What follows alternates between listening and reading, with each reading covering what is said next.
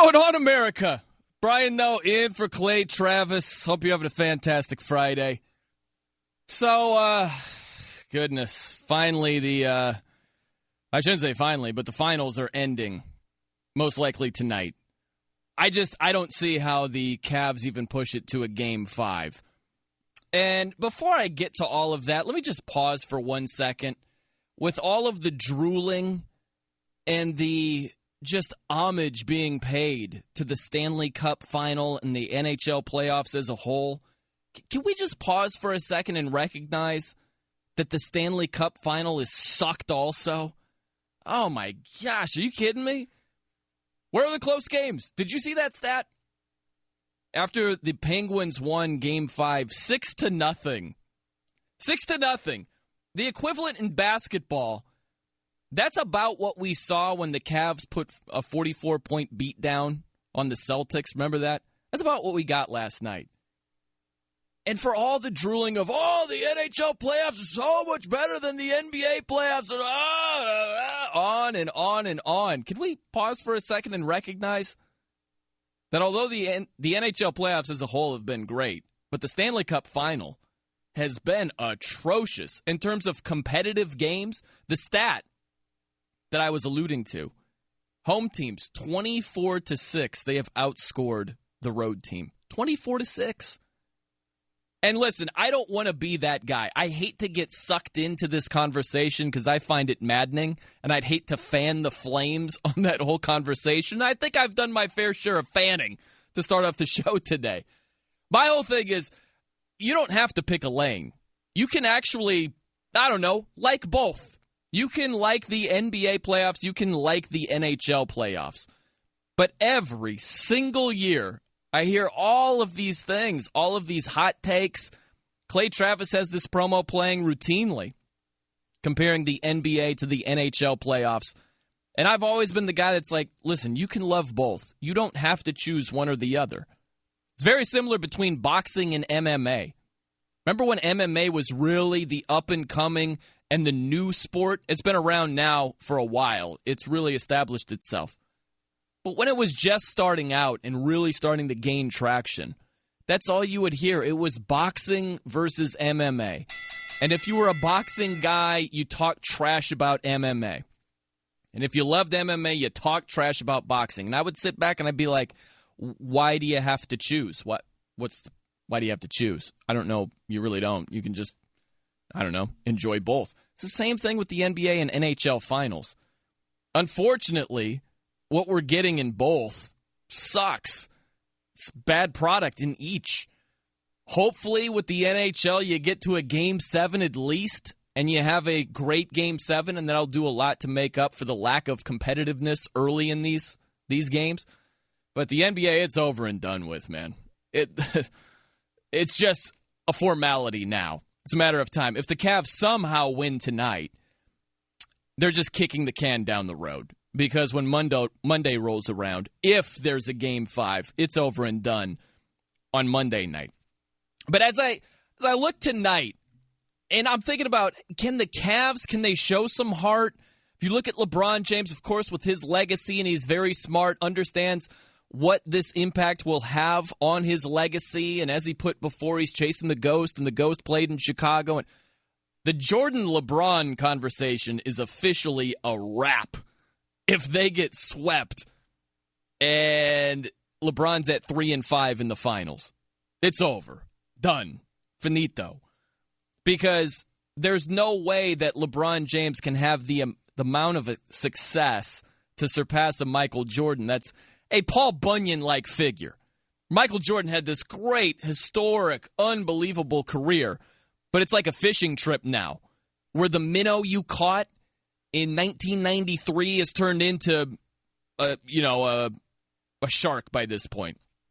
That's what Michael Jordan's career has turned into. As great as it was, I guess it should start off with it was a largemouth bass. We're talking a huge fish.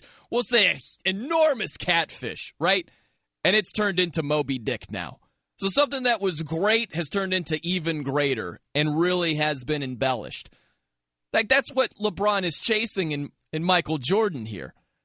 So before the finals, with all these conversations about, I don't know if he wins, I think he's going to surpass Jordan. No. He would have inched closer, but if they get swept, it's over.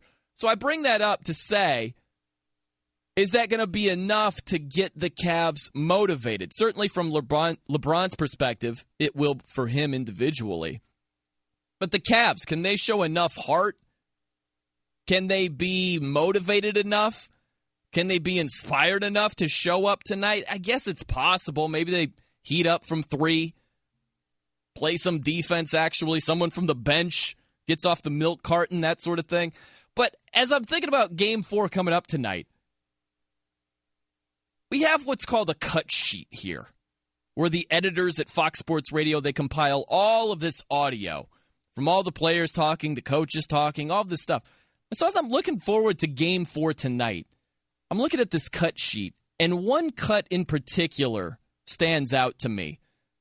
From LeBron James. LeBron James on the urgency heading into Game 4. Listen to how this sounds. It's the same. There's no difference. It's the NBA Finals, but it's a playoff game too. I mean, it shouldn't be no urgency from one game to the next. When you're trying to win a series. Okay. It's the same urgency the whole time. Down 0-3. Like, it's clearly do or die now. It's the same urgency as it always has been. I understand his point. I really do get it, where it shouldn't be peaks and valleys of urgency and things like that. But it's just not the truth. It shouldn't be the truth. If you look at going into Game 4, the Warriors up 3-0 compared to the Cavs down 0-3. There should be a much greater sense of urgency for the Cavs to try to, one of the best phrases in sports, stave off elimination. And with LeBron just kind of saying, same sense of urgency. It's no different. It's the finals. That scares me. Just the energy in general. When you watch Undisputed today, or you check out First Take, or you watch the Sports Center, whatever, when they're live in Cleveland, just the energy around there is non-existent. They'll come back from commercial break and be like, all right, we're live from Cleveland. Normally, people are geeked. They're going crazy. And it's just like, all right, the crowd's like, It reminds me of when the last contestant gets called on The Price is Right. I wasn't a contestant on The Price is Right, but I went to the show one time. Love The Price is Right. Huge. Big fan. And at the beginning, everybody is fired up. They're just calling strangers to contestants' row. And the crowd is completely fired up because they are hoping that they're the next contestant called. So it'll be some random name. It'll be like, Bob Jones, come on down. Crowd's going, yeah, Bob, go get him, baby. Because they're thinking they're going to be next. The last contestant that's called, where it's like, Jenny Michaels, come on. The crowd's like, screw Jenny. Gosh, this sucks. I'm not going to be on the show. That energy when the last contestant is called is the energy in Cleveland right now. Just watch it. When you watch Undisputed today or anything live from Cleveland, just gauge the sense of energy over this. It's non-existent. I'm Brian Noe, in for Clay Travis, coming to you live from the Geico Fox Sports Radio studios. 15 minutes could save you 15% or more on car insurance. Visit geico.com for a free rate quote.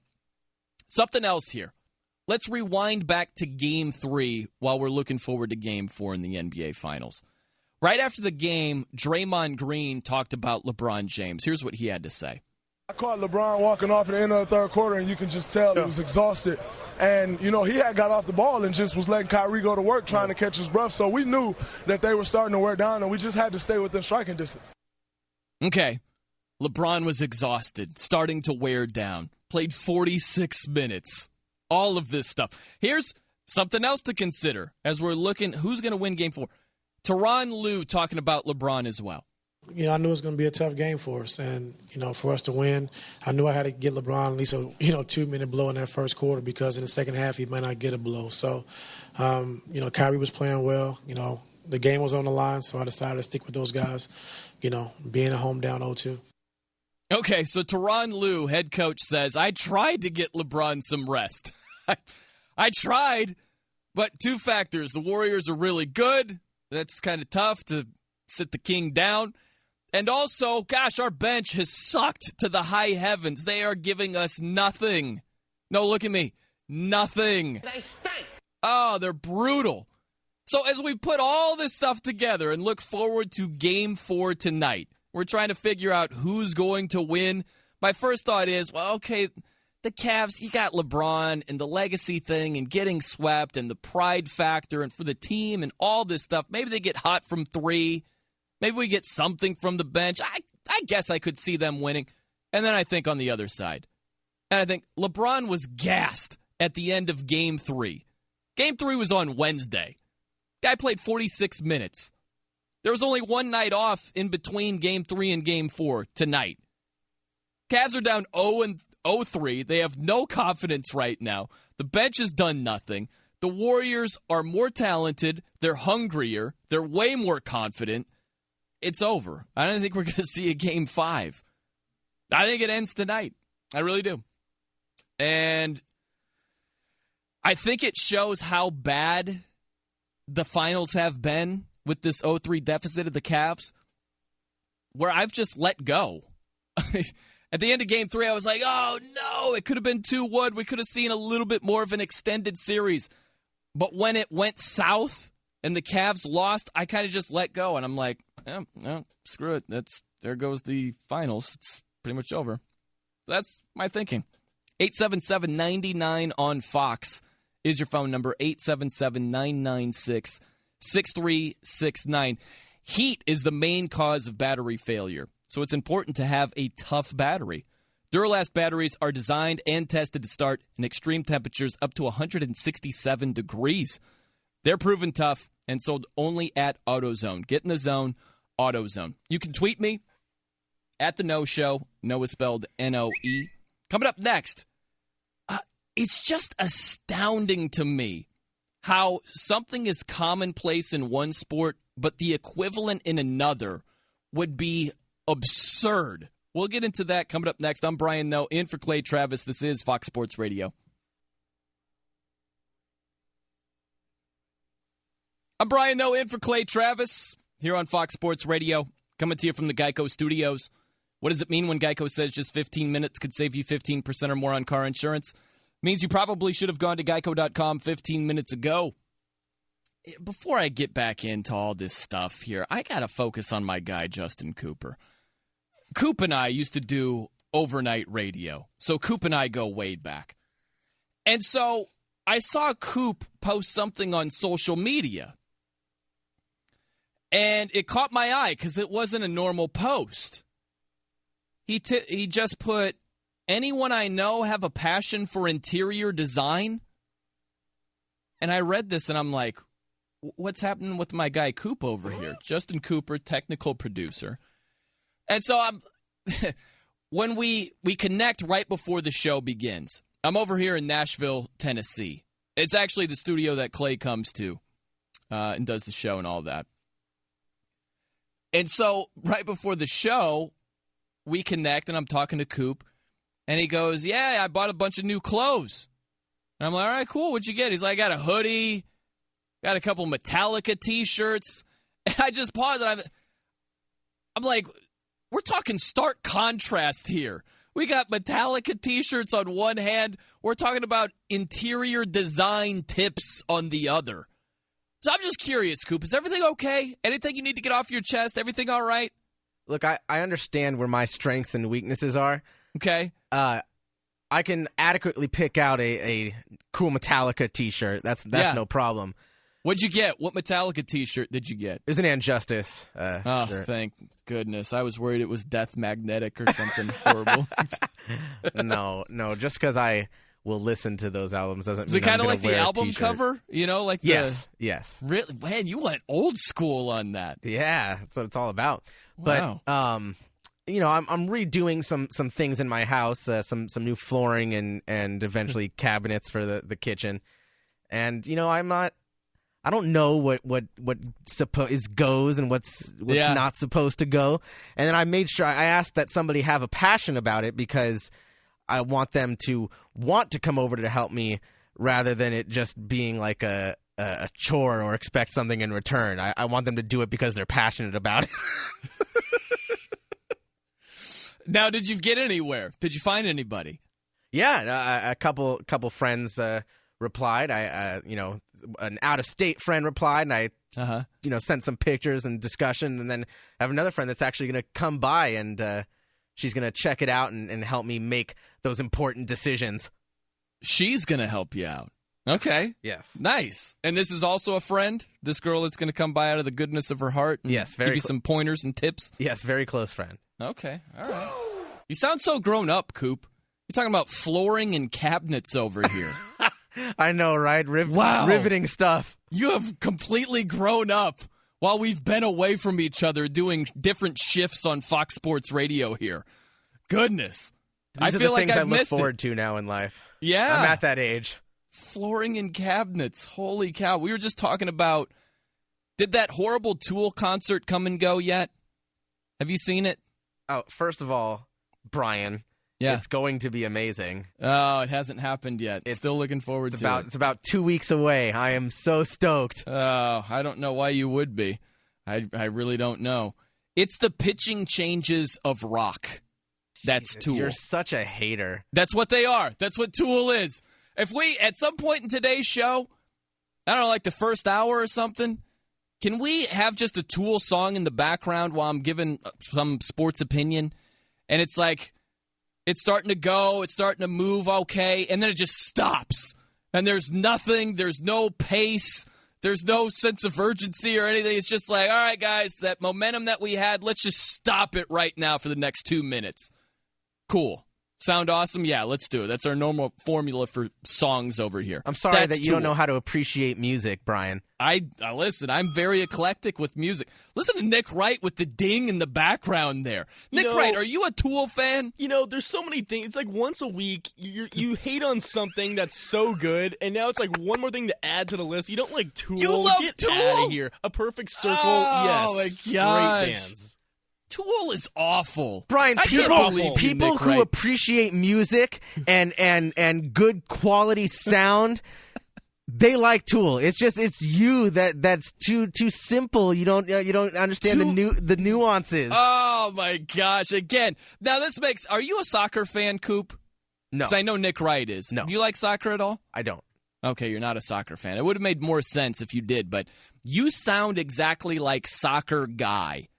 You sound like Nick Wright would sound talking to non-soccer fans. Here's your problem, Brian. You have an idea in your head, and you're stubborn, and nothing's going to get past that. When you listen to Tool, all you're thinking about is the fans. The stuck-up fans. That's what you're thinking you're of. Totally you can't wrong. just appreciate the music. No, you're totally wrong on this, Coop. Totally. We are bumping back with Tool for the whole rest of the show. The whole rest of these 2.5 hours. Why every would we single want to break. ruin the listening experience for all of our loyal listeners out there? It'll boost your ratings. Oh, gosh. It's like, listen, there are parts. Okay, perfect example. Coming back, and we call it bumper music, coming back from commercial and all that. There are plenty of things from Tool that you could pick that would sound great for 10, 15 seconds. But that's the problem. That's all you got. Like, you couldn't... If we had bumper music that happened to be songs or much longer, it's only a minute and a half until whatever momentum is going on in a song is just cut out and gone. And you're like... Why can't you just keep that going? Why does it need to change? I don't even understand what you're talking about. What you're saying doesn't make sense to me right now.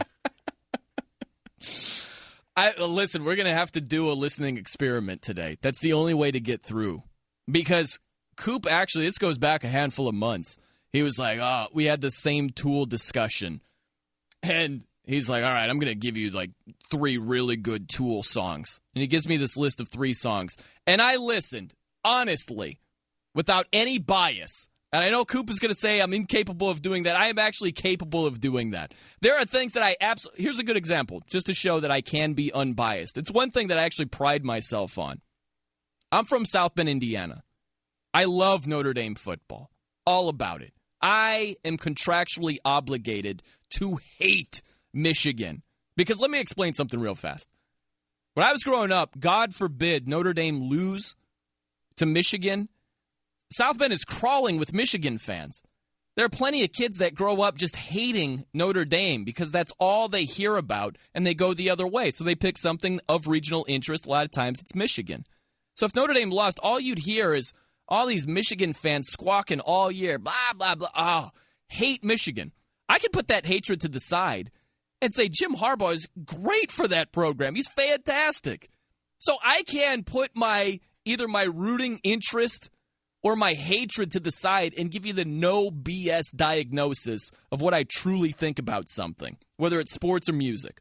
I think it's different for sports because in a situation like that, the example that you gave with Michigan and Jim Harbaugh, there's no denying certain facts. Like, you would sound stupid if you said, Jim Harbaugh has just been terrible for the program. I could make a legitimate argument that masks my hatred for Michigan and just say, hey, all I hear about is Jim Harbaugh this, Jim Harbaugh that. How was the bowl game?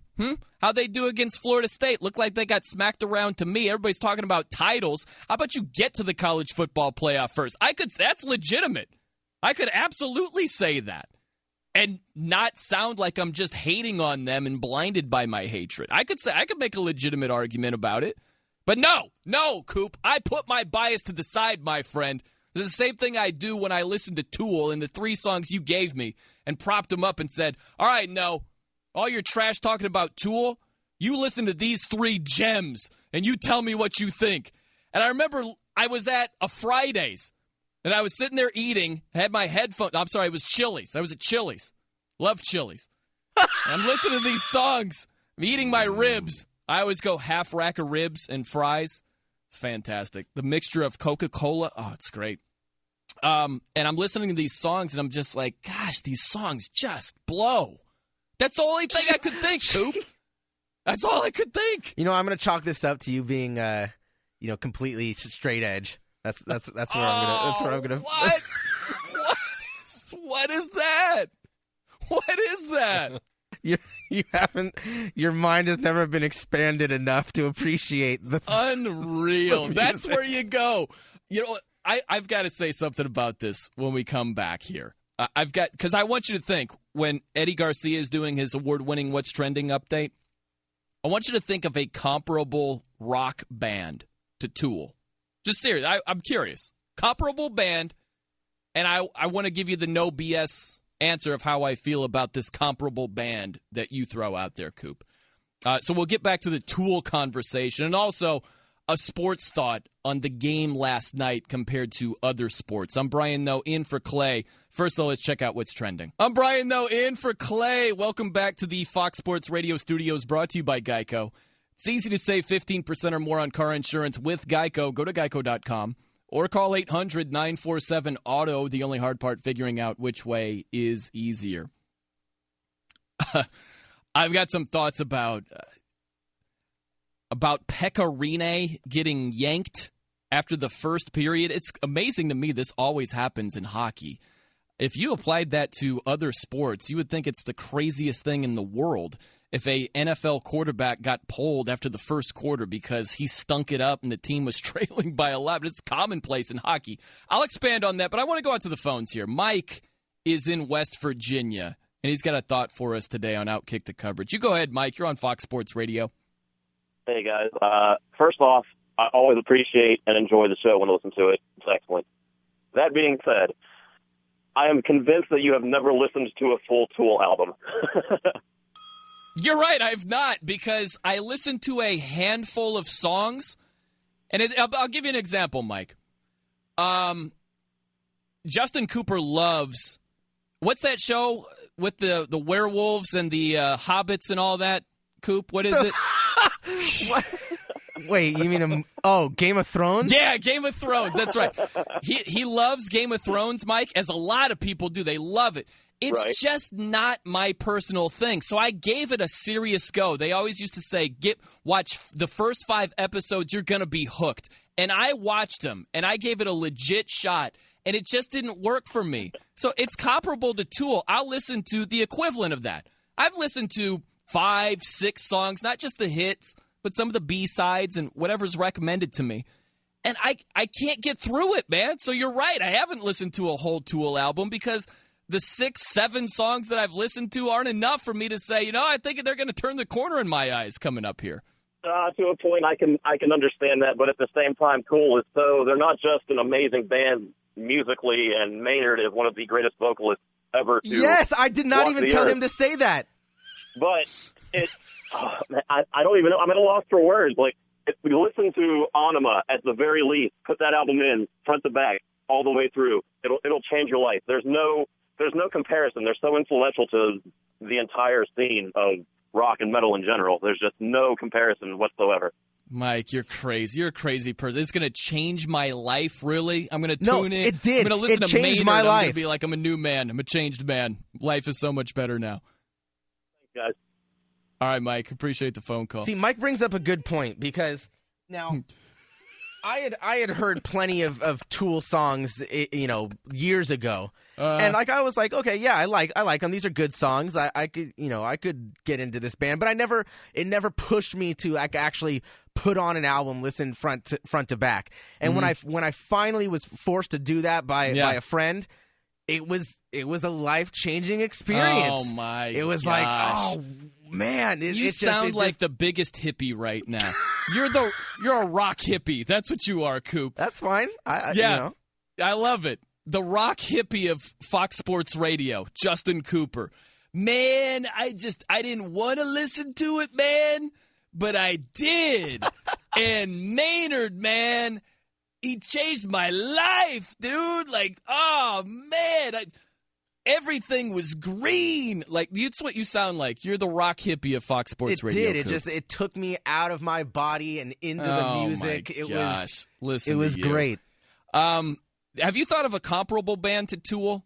Well, so I was wondering about this. You mean comparable as in, like, I believe they're at the same level? Sound. Or like more sound. Sounds like. That's tough. They're so unique. Because if we're talking about their level, I don't know what band people drool over that have no business drooling over them. Like, I could come up with a few, but I was going more so sound.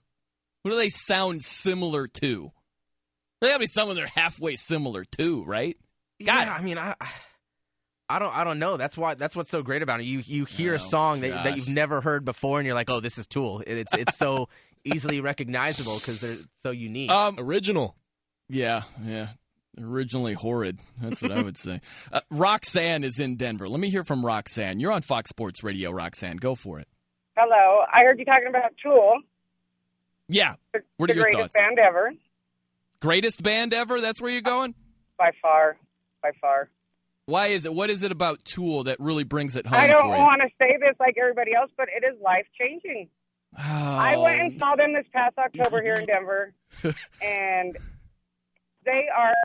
it's hard to even explain, although I did go see Metallica last night here in Denver. Oh, cool. And they were amazing also. So if comparable, that would be the only band, but they don't sound like them at all. Right. I don't know who could sound like Tool. Yeah, I hear you, Roxanne. I appreciate you checking in. It's maybe like 9 Inch Nails, kind of. I don't. Yeah, but 9 Inch Nails is good. That's the difference. Oh my! No. No, I'm done. Oh man, I just get such a kick out of screwing with you guys. Now, this is truly what I believe, but I love pushing it because of the reverence for Tool. Listen to you hacks. We got Mike, Roxanne, love these people. You, Coop, life-changing. Really? You don't think that goes a little bit above and beyond a description of a band? I've never had a band that... There have been bands that I'm like, this band is awesome. But nothing has been life-changing for me. Well, then you don't appreciate music. Music doesn't connect to you like it connects to me. That's totally wrong, too. That is so wrong. You're being so outnumbered here. The phone lines are blowing up for people wanting to tell you how much of an idiot you are. I want one level-headed person out there to just call in and be like, yeah, no. The way that they start, rocking for a little bit and then just totally take all the air out of the balloon for 2 minutes, and then they get back to rocking again, and it sounds heavier because they've spent the last 2.5 minutes doing nothing. I would love to take that phone call, but all we're going to get is, no, man, you're wrong. This was life-changing. Life-changing. Think about that for a second. Your life has been changed by Tool. Really? I'm supposed to buy that, Coop? That is unbelievable right there. I need to get back to Pekka Rinne being pulled after the first period. Isn't that crazy, though? Seriously, for 1 second, let me say this. Could you imagine if the equivalent happened in the NFL? Imagine if it's the conference championship game. Imagine if it's the Super Bowl. We were talking, it's the Stanley Cup final right here, Game 5. Pekka Rinne was awesome in Games 3 and 4. Then he allows 3 goals in the first period, and they yank him. They're like, you're out. Like, imagine, that's not a complete reach. We're talking about the importance. That's why I go quarterback in football. Goalie in hockey, you know how important it is. You get off to a bad start, they're like, screw it. Put in the backup. Can you imagine if that happened in the Super Bowl? Seriously, can you imagine if, let's say Matt Ryan got off to a horrible start against the Patriots, and they're like, screw it, put in Schaub. See what happens, see what he's got. Happens all the time in hockey. It's commonplace. You're like, all right, they'll put in the backup. It blows my mind every time. A goalie could be playing lights out, and they're like, he's off to a bad start. Pull him. It's just accepted. It's weird to me. With TrueCar, you can find out what other people in your area paid for the same car you're looking for, and on average, save over $3,000 off MSRP. Whether you're looking for a new or used car, visit TrueCar to enjoy a more confident car buying experience. All right, at the Noe Show, Noe Show. You want to hit me up there? I'm on Twitter. Hopefully there'll be a level-headed, rational thinking, non-Tool fan that will either call in, tweet me, something. I know, Tool Nation, they got their panties in a bunch here. They're coming out swinging. Coop and the insults thrown. What is it? You're straight edge. You don't understand music. You don't appreciate music. There's a lot of bullets in this chamber here for Tool Nation coming after me. Coop is he's voicing he's the mouthpiece of the public right now. Outrageous. Coming up next from the Geico Studios. It's a theory about winning championships on the road that doesn't make as much sense as you might think it does. We'll dive into that. I'm Brian Noe, in for Clay Travis. This is Fox Sports Radio. I'm Brian Noe, in for Clay Travis here on Fox Sports Radio. We're coming to you from the Geico Studios. Outkick the Coverage in Visit Florida. They've got your chance to win a trip to the Coke Zero 400. It's powered by Coca-Cola. It's on July 1st at Daytona International Speedway. To enter for your chance to win, visit foxsportsradio.com. Quick thoughts, and we'll get to the calls. I love this. The Tool calls are just mounted up. We'll go rapid fire style into Tool, but a quick thought here. You'll hear this quite a bit. Heading into Game 4 tonight, you'll hear a lot of conversation today about, well, maybe the Warriors they want to win it at home in Game 5, so they don't have the same intensity. They'd rather win at home. Here's the thing. I do a show on Saturday nights on Fox Sports Radio with Ephraim Salam. Ephraim played in the NFL for 13 seasons. And I texted him last night to get his exact quote because we had this discussion about winning on the road last week. And I said, was it, because he had said something about winning on the road being better than sex. And so I texted him to get his actual quote.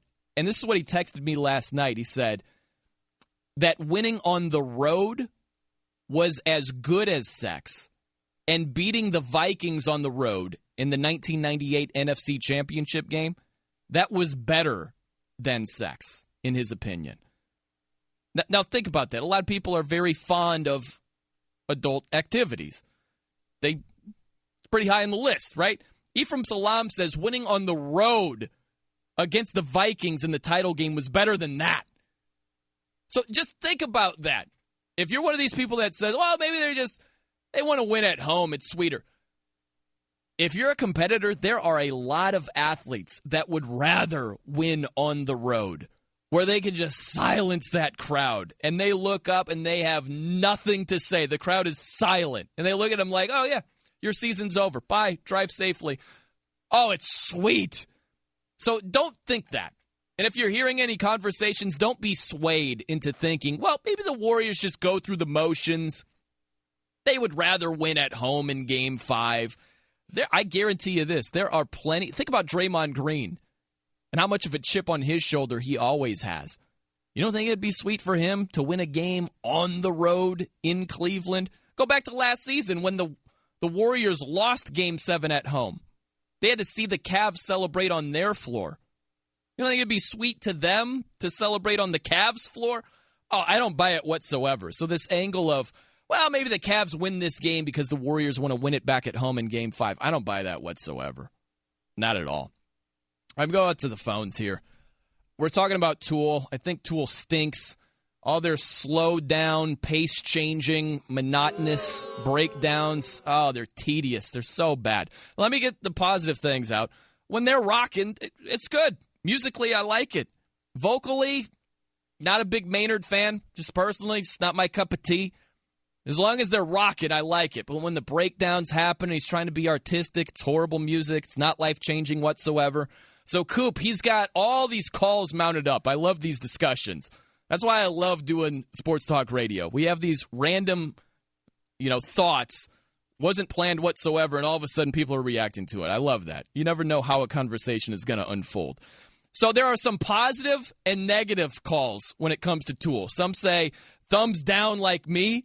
But Coop, the beauty, he hasn't told me on the screen. I have no idea if it's going to be positive or negative. Jay is in Long Beach. You go ahead, Jay. You're on Fox Sports Radio.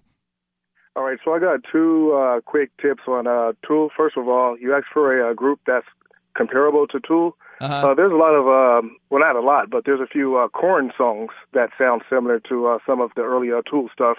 But the big one is, I'm not sure if you guys are aware, but the chick from Resident Evil, Mila Djokovic, she's actually an active member of one of Maynard's groups, Pucifer.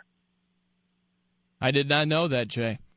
All right. Yeah, So Mila Djokovic is actually an active member of Maynard's group, Pucifer. All right. Awesome. That's Jay. Let me go out to Todd. Todd's in Casey. What do you got for us, Todd? Yeah, I got two things. First of all, I listen to every kind of music, literally every genre. But I do not listen to Tool. Yeah, Tool Todd, that's what I'm talking about. Man. Tool sucks. You are my brother. Thank you, Todd. And I have a theory, and then I'll get off here and let you guys do your thing. Let's hear this. Maybe you got to be a Tool to like Tool. Oh, get out of here. Disconnected. I think he's onto something, Coop. That is a legitimate theory right there. All right, we got time. Mike is in Modesto. That guy sounds like a lot of fun. You're on Fox Sports Radio. Brian, just real quick before I get to the Tools, okay? Anybody to say the Warriors would tank a game to win at home, they are nuts and are not paying attention, Brian. Yeah. The Warriors are on a mission to embarrass Cleveland. They are. It's about revenge. That was stupid. Yeah, I now, hear you. As far as Tool, I agree, Brian. Tool sucks. A better conversation would be, do you still love Metallica? You know how Donald Trump says, make America great again? I say, make Metallica great again. I cry when I hear James try to sing those old songs. It makes me cry. I still listen to the first 5 albums continuously. Yeah. Thank you for the time, Brian. Good stuff, Mike. That was fantastic. I agree with him completely. Yeah, people Tool get old. Sucks. The Warriors are not going to kick Game 4 because they'd rather win at home. That's a ridiculous theory. And Metallica's first 5 albums are the only things worth listening to. Totally agree.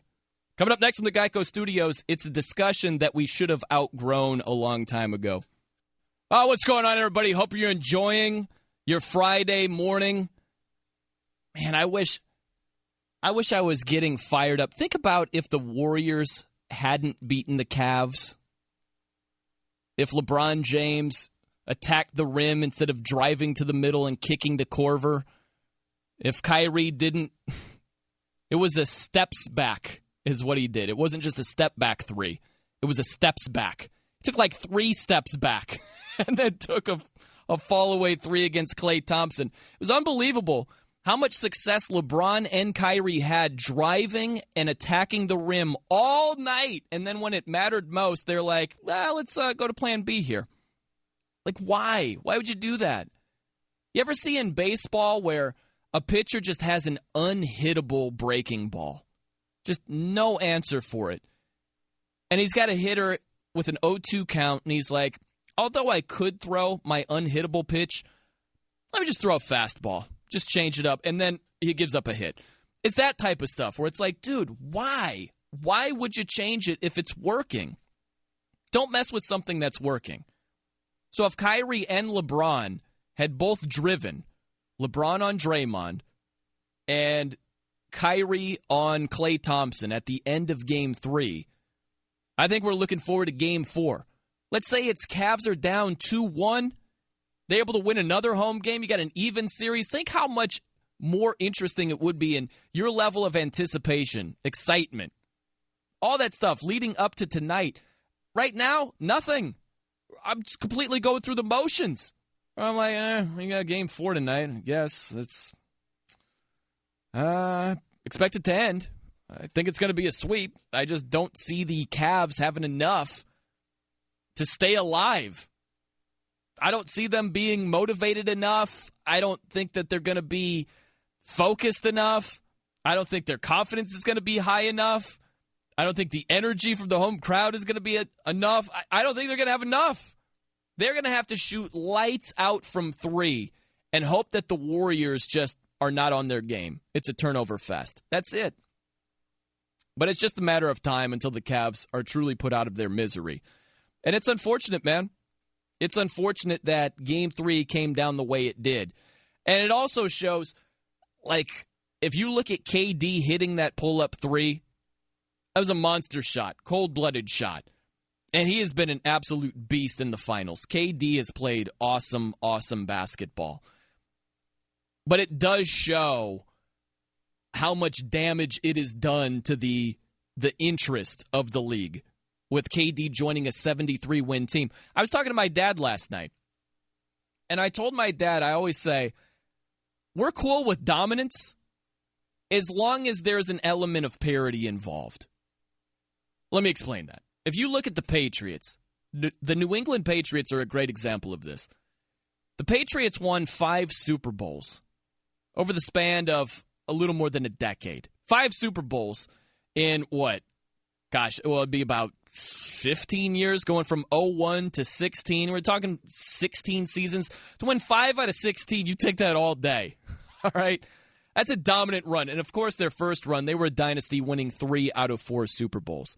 But you look at every Super Bowl that the Patriots have won, they've been close games. They've been very, very compelling games. Almost all of them decided by a field goal.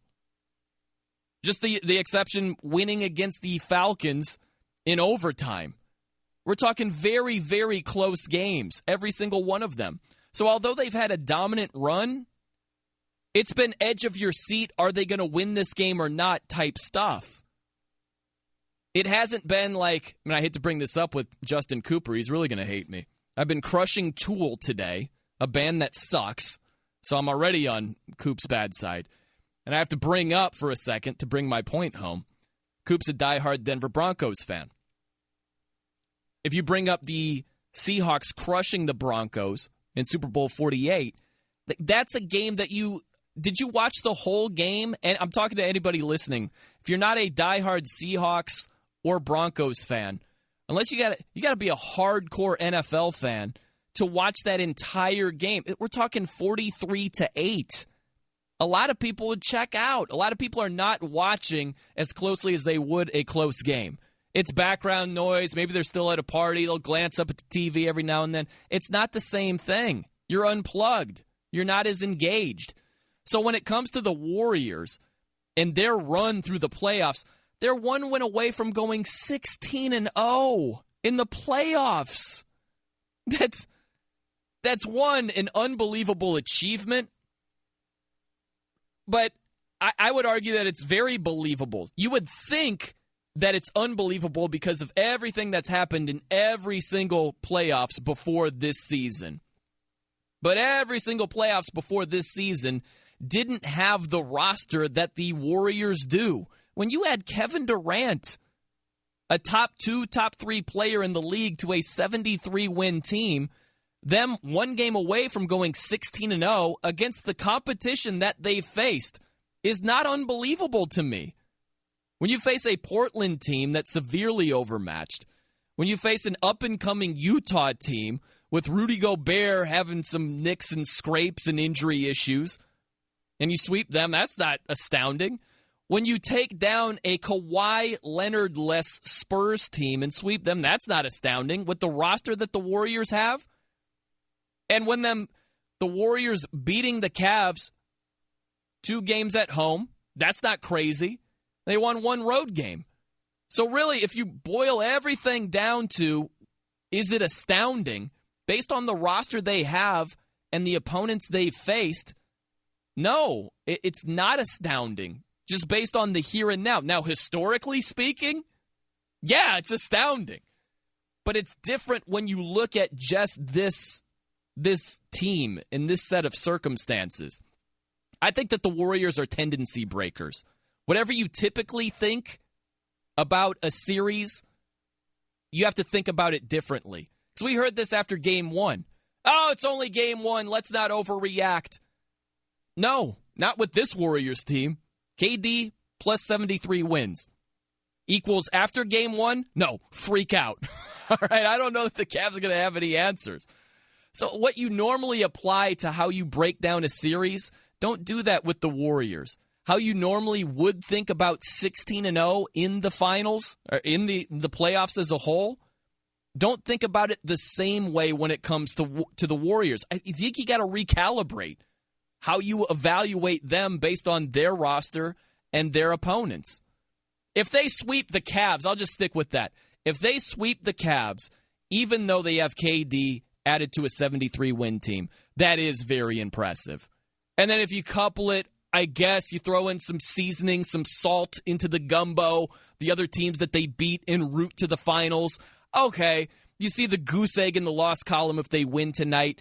Yeah, it's impressive, but I just think if you get away from what you normally think about a playoff and how you break down and evaluate it and just think about it in general, if you look at that roster and critically at the opponents along the way, 16-0 isn't as impressive as first blush. That's all I'm saying. Not trying to take credit away from them. I'm just telling you what I see. I'm Brian Noe, coming to you live from the Geico Fox Sports Radio studios. We're brought to you by Geico. 15 minutes could save you 15% or more on car insurance. Visit geico.com for a free rate quote. Let me go to Tony here. Tony has a thought on the Warriors. You go ahead, Tony. You're on Fox Sports Radio. Hello? Yeah, Tony, what do you got, bud? Oh, I talked to Andy last week, and I told him Golden State was going to sweep Cleveland, and I don't think Cleveland's got a chance. You know, they're so tired, you know, and Golden State is hungry. You know, they want to make it 16 in a row. And by the end of the series, you know, Kevin Durant is going to be the king, and LeBron is going to be the prince. They're worn out. They don't have a chance. You know, they're going to get, you know, they can only play 3 quarters. The fourth quarter, they're so tired. You know, and they don't want to win at home. They want to win in Cleveland. It's better to win in Cleveland than win at home. I agree with everything you said. Yeah, no doubt, Tony. I appreciate you checking in. It'd be so sweet for the Warriors to win on the road. Don't think for a second they're going to go through the motions and be like, let's say that they're down at halftime by, 5 points. They trail by a few points in the fourth quarter. Don't think that they're going to take their foot off the gas and say, it would be a little bit sweeter if we won at home. No. It would be plenty sweet. In the minds of a lot of players, even sweeter to win on the road in Cleveland. After the Cavs celebrated in Golden State last year, winning Game 7, just to hear all those Cleveland fans shut up, just silence. You're telling me Draymond Green wouldn't take joy in that? Oh, my gosh. I think it'd be better in a lot of ways. So don't buy into that theory of, oh, the Warriors would rather win at home in Game 5. No. Not the case. I got a tweet here. It just says, it's from Eggman. I agree with, Eggman says this, Tool like Alice in Chains with no pulse at all, flatlined. See, here's the thing, Coop. Executive producer Justin Cooper, I love Alice in Chains. So it's not just like breakdowns. And I'd disagree. I don't think that Alice in Chains has a lot of breakdowns, but they're not heavy. They're not fast. I love Alice in Chains. Love them. Melodic. Lane Staley was fantastic. Love Jerry Cantrell, guitar-wise. I just can't get down with Tool, man. Can't do it. Plenty of reaction on Twitter, and most of it is from Justin Cooper. I love that. I was like, oh, let me catch up with Twitter here. Let's see what people are saying about the show. And half of it is just Coop responding to Tool comments from other tweeters. Coop's like, yeah, right on for Tool fans. And anybody that talks trash about Tool, he's like, you just don't get it. All right, the technical nuances of Tool. I did not say that. I'm paraphrasing here. The technical nuances of Tool and how they intertwine. You sound like a Rolling Stone write-up of a band. You ever remember the Rolling Stone write-ups? Oh, they were hilarious. The adjectives that they would throw out there. Their pulsating rhythms mixed with the spellbinding vocals of Maynard. Rock God. That's what Coop's doing on Twitter. If you want to check that out, that's at the Noe Show on Twitter, Noe Show. Love it. It's good for entertainment value. Stop into your local AutoZone for the parts, products, and helpful advice you need to get the job done right. Let's get what you need. Get in the zone, AutoZone. All right, coming up next from the Geico Studios. If you hate these discussions, sadly, they are not going anywhere. I'm Brian Noe, in for Clay. This is Fox Sports Radio. I'm Brian Noe, in for Clay Travis here on Fox Sports Radio. We're coming to you from the Geico Studios. Great news. There's a quick way to save money. Switch to Geico. Go to geico.com, and in 15 minutes, you could save 15% or more on car insurance. You guys weren't kidding about the Tool music today, were you? Yeah. Nick Wright on the ones and twos, your technical producer. He is on a mission right now. Got plenty all night. Don't even worry. I have spoken the truth about Tool.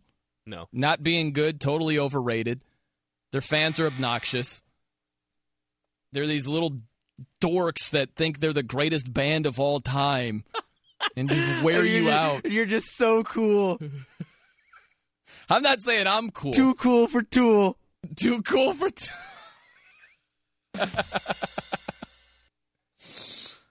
Tool. Yeah, I don't know, man. That's a T-shirt in the making. You should trademark that, Coop. I like that. You can make some cash off that thing. Well, can't they just sound like Megadeth or like, Metallica or Pantera? Why can't they sound like that? See, here's the thing. Almost all those bands you just mentioned, you love. I do, but you love Pantera. So you're doing the stereotypical anti-Tool thing? No, that's just you. That's you stuck in your ways. I'm not stuck in my ways. The fact that I love those bands that I just listed shows how open and accepting I am of all music. Here's the problem, Coop. All right, here's the deal. I have to fight for my reputation here for a second because you are besmirching my good name. You are smudging my good name here. In terms of being eclectic, I'm all over the place musically. Like guitar, for anybody who doesn't know me, and you might be new to hearing me, filling in for Clay this morning. It's a different audience. I played guitar for half my life. My minor in college was actually classical guitar. like Spanish-sounding stuff. So I love heavy metal. Heavy metal is my favorite type of music. But in terms of musical interests, I'm a lot like one of the previous callers that we had, Todd in KC. He said that he listens to everything, and he doesn't like Tool. So it's not about a lack of being diverse musically. Metal and rap are my two favorites. And then I'm all over the place. Blues, just rock music in general, classic rock, pop music. I'm all over musically. So it has nothing to do with like this lack of being diverse, or you're just completely in this one genre and you can't get out of this one bubble. So don't let Coop make your mind up for you. I'm all over the place. And a couple of the bands, somebody mentioned that Korn is a little bit similar to Tool. And I think that's a decent comparison, Coop. I know that Tool has their own ridiculous, we're different and style transcending. Yeah. We're going to be different for the sake of just standing out. Not producing good music, but we're going to have these slow, archaic, pitching change type breakdowns that are unlike any other breakdowns that just don't work for me. But in terms of breakdowns, Korn does similar stuff. They break it down and they make it lighter to make the heavy stuff seem heavier. But I like Korn. Korn jams better to me. I don't know, man. Can't get around to it. You're a lost cause. There's no getting through to you. I'm sorry. There's no getting through to me when it comes to these discussions. When it comes to the make-believe scenarios of the 2017 Golden State Warriors versus fill-in-the-blank team. Like the 96 Bulls versus the 2017 Warriors, who would win, blah, blah, blah. To me, here's the thing. It's something that we should have outgrown a long time ago. This is such a kid-like conversation. And we're adults having these conversations. You know what I mean? I just feel in life there are certain things you should outgrow the older that you get. Like when I was a kid, I loved trading baseball cards. It was great. I don't trade baseball cards anymore. I'm 39 years old. I feel like you should move on at some stage, and you shouldn't be trying to swindle your friends and talking trash about the great deal you just made. And, you traded a couple of cards to get this premier card, but whatever. You just outgrow it. I think you should outgrow taking your lunch with you in a lunchbox. Remember I used to do that as a little kid? You don't do that anymore when you go to your job. When you're in your 20s, your 30s, your 40s, whatever, you don't go to work and have like this little, lunchbox with whatever on the Spider-Man is on the front or the Dukes of Hazzard or whatever, anything like that. Like you just outgrow things. I feel like these discussions about which team would win this hypothetical matchup, we should have outgrown a long time ago. Here is Dr. J, Hall of Famer Julius Erving. He was on ESPN LA 710 talking about one of his teams versus the Warriors. The reality of it is, this is a phenomenal team. They can put up points, and they do play team defense. They hustle, they scrap. But, when you have a team like the makeup of our team in that year, we could play slow, we could play fast. We have 4 centers, 4 guards, and 4 forwards. So a lot of the parts were interchangeable, and, we would have figured it out. We would have figured out how to play against this team and how to beat this team. I mean, what's he supposed to say? I'm not going to bash him because he goes on a radio show and they're going to ask, hey, Dr. J, could your teams have beaten this Warriors team? What's he supposed to say? Guys, let's grow up and act like adults here and not have these hypothetical matchups. He's going to dive into it and talk about it.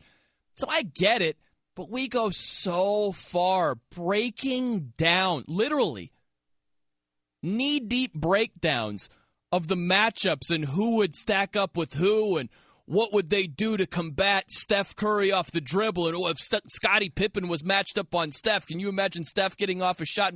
We are just off and running, full speed ahead, and who would win a matchup that will never, ever, ever take place? Why? You want to dabble in it? Great. You have a couple of talking points? Okay, I'm with that. But to have like these knockdown dragouts, it's just silly to me. It reminds me of, again, being a little kid and having these type of discussions. This is the type of stuff you would talk about when you were a little child. You know? George's the greatest of all time. My money's on him. No way. KD on a 73-win team. I just picture a couple of kids in a sandbox having these conversations. But no, it's like grown men having these conversations. It's crazy to me.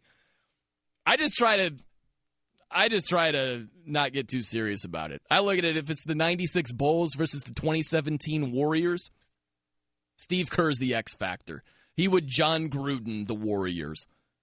That's my outlook on it. That's as far as I get into it. You know how John Gruden in the Super Bowl coaching the Bucks, he was able to beat his former team in the Raiders because he knew everything that was going on with Rich Gannon and all that stuff? That's what Steve Kerr would do with the 96 Bulls. He knows all the Warriors' tendencies. There you go. You got the playbook on the Warriors. Bulls win. Done. But on a serious note, I'll say this. I do think it's a shame that it happens that the Warriors are penalized in the minds of a lot of people for just shooting a lot of threes. That's simply what it comes down to, and it shouldn't. Because they look at it and it's like, oh, they shoot a bunch of threes. They play the softer style of basketball. Therefore, what? They wouldn't beat other teams just because they play a softer style of basketball? We've seen this thinking in football for decades. When we started to get more into a passing realm in the NFL, it was like, oh, you're trying all these tricks on us. You're not just lining up and running the ball straight up the middle, where our old school Big Ten 1970 style linebackers, that's the type of game that they're fit for. Oh, no, you want to spread it out and start adding Darren Sproles out of the backfield. You tricks, you're tricking us. They look down on it like it was soft. It's effective, all right? Get out of this mindset of what's manly and what's soft. Just look at what's effective.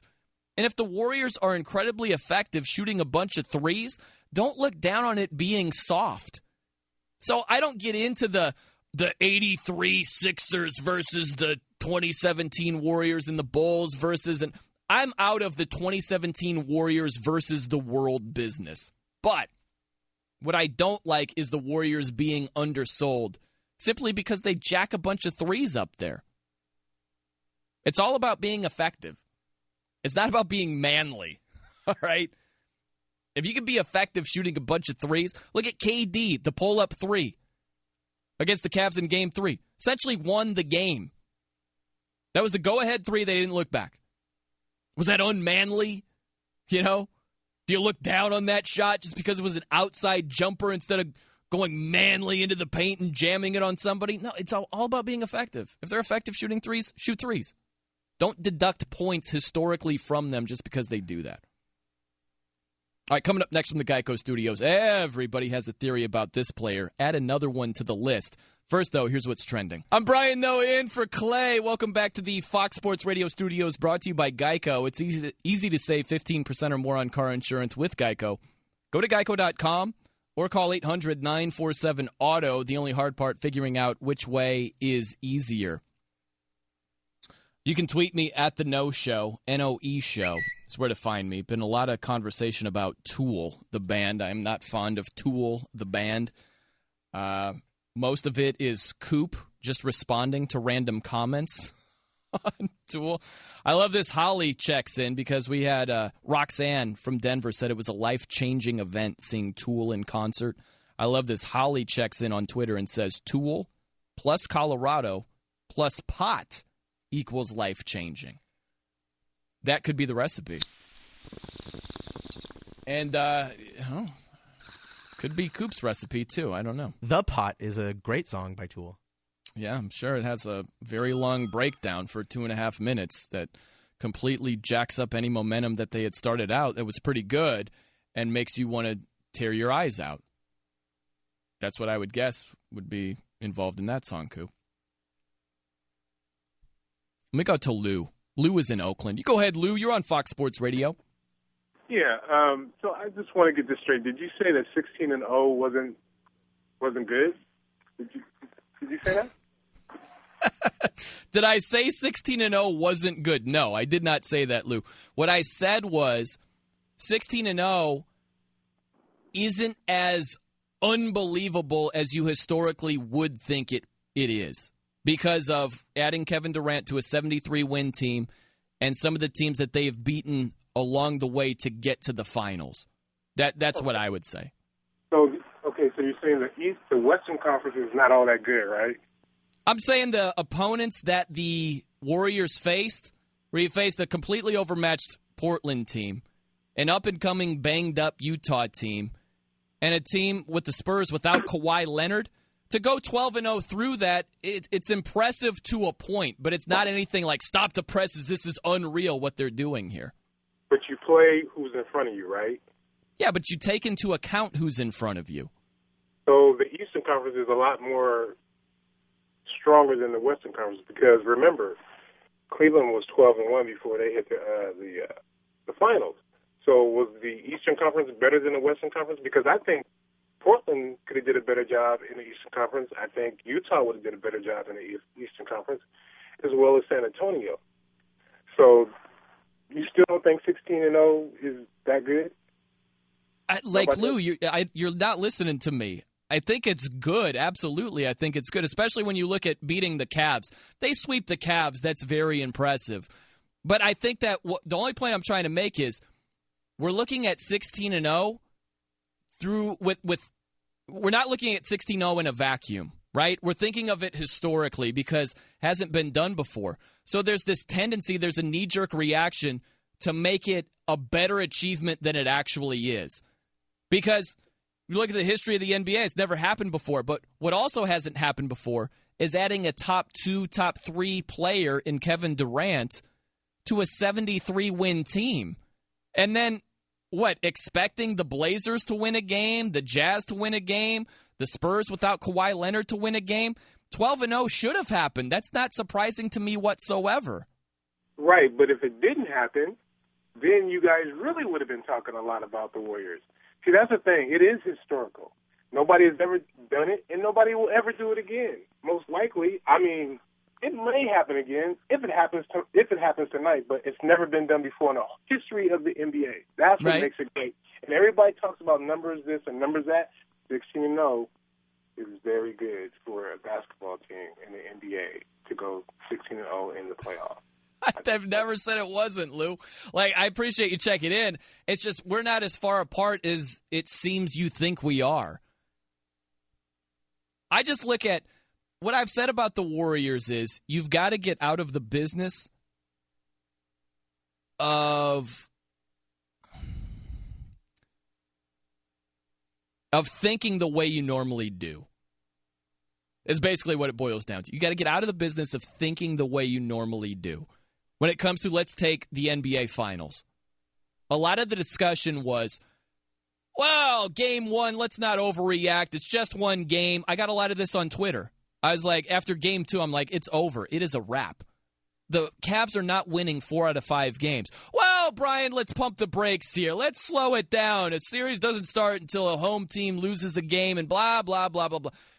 You don't look at this team normally. Forget about how you normally think. It's KD on a 73-win team, okay? This is unlike anything we've seen before. You've never had a 73-win team add a player like Kevin Durant, ever, ever, ever, ever, okay? So don't think along the lines that you normally do think. For all the people that are like, whoa, pump the brakes, Brian. No need to pump the brakes. Full speed ahead. The series is a wrap. After game 2, no way the Cavs are winning 4 out of 5. We heard this after game 1. Well, Brian, LeBron is 1-7 in game 1s of the finals, so let's not overreact. Well, guess what? Not every team was as good as this Warriors team with KD and all the success the Warriors had before he joined the team. So let's not act like it's the same thing as being down 0-1 against the Thunder when they met them in the finals, okay? It's different. It's a lot different than 2011. This is 2017 with this Warriors team. So stop thinking along the lines that you normally do. Same thought process when it comes to evaluating 16-0. 16-0 for right here, right now, yeah, of course it's good. It's impressive, but only to a point. Because when you look at the 12-0 to get to the finals with the teams that they went through and the talent disparity between the Warriors and either the Blazers, the Jazz, the Spurs, without Kawhi Leonard, without Tony Parker, just for kicks and grins, without David Lee, a role player. They're the walking wounded over there, going up against 4 All-Stars, 4 potential Hall of Famers. It's not shocking at all that the Spurs got swept with all of the injuries that they were dealing with. So when you start to look at 16-0, I mean, listen, to sweep the Cavs, that is impressive. I'm not trying to say it isn't. But there's just this tendency, a knee-jerk reaction to look at 16-0 because it's never happened in the history of the NBA. You just respond with, wow, what a crazy, this is insane. It's not that insane. It's just not. Based on the roster the Warriors have, what was in front of them en route to the finals, and then I do give them props for what I believe will be a sweep tonight against the Cavs. I just wouldn't think along the lines that you normally do. It's all about context, right? It's not about history. It's about context. It's about the here and now. You ever watch the movie Wayne's World? Where Garth said, live in the now! Love that line. Apply that to the 2017 Warriors, okay? And look at their roster compared to their competition en route to the finals. And quickly, let me just say this. This isn't a thought about the West versus the East, okay? The West is clearly superior than the East. The West is better. But without Kawhi Leonard on the Spurs, that's a big difference. And the exact teams, you don't play everybody in the West. Golden State didn't go through the other 7 playoff teams. They went through 3 teams. They went through an 8 seed in the Blazers. They went up against the up-and-coming, yet still banged-up Utah team. And it was Kawhi being out. Spurs, 12-0. Not that shocking. Not shocking. Just so. It seems way more impressive than it actually is, going 16-0 if they're able to win Game 4 tonight. With TrueCar, you can find out what other people in your area paid for the same car you're looking for. And on average, you can save over $3,000 off MSRP. Whether you're looking for a new or used car, visit TrueCar to enjoy a more confident car buying experience. Yeah. Good times, though. Like talking to Lou. That was good. Coming up next, I paid this off.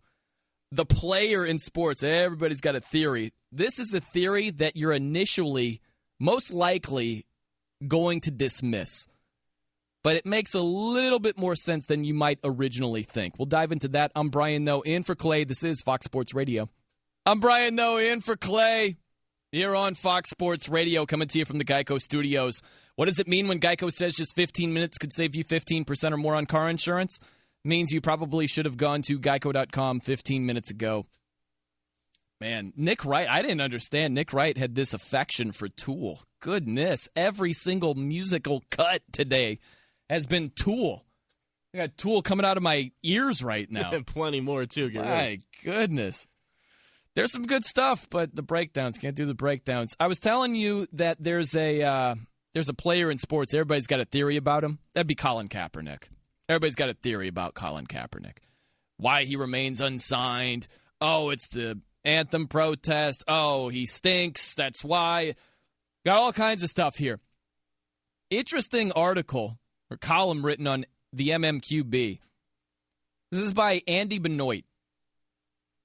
And part of his whole outlook on Kaepernick, initially it's going to sound insane. Now, you might still arrive at the conclusion that it remains insane, but the way that he talks his way through it, you might see where he's going. You might see some of the sense that it makes. without completely signing off on it. So his original tweet in his article, he posted a screenshot of his own tweet in his own column here. And the original tweet said, amidst all the Kaepernick talk, let's not overrate the man. He'd be the 32nd best starter in the NFL or the 15th best backup. And so he goes into detail. And in the column, it's great. He goes, let me amend myself. There are actually 15 backup quarterbacks better than Kaepernick, and that doesn't even include rookies Mitchell Trubisky, Patrick Mahomes, Deshaun Watson, Deshaun Kaiser, and Davis Webb. So he's like, listen, to be fair, the list is probably longer of backup quarterbacks that are better than Cap, in my opinion. And so you think, well, based on what? When you're seeing some of these guys on the list named Colt McCoy, Brock Osweiler, Derek Anderson, Geno Smith, you're seeing some names where you're like, you'd rather have those guys before Cap? Just talent-wise. He basically takes the anthem out of this. It doesn't even factor into the equation. So you're thinking, what is he basing this on? What argument would you bring to the table to justify why you'd take these other quarterbacks who haven't had great success at all over Colin Kaepernick, the player? Not the demonstrator, the player.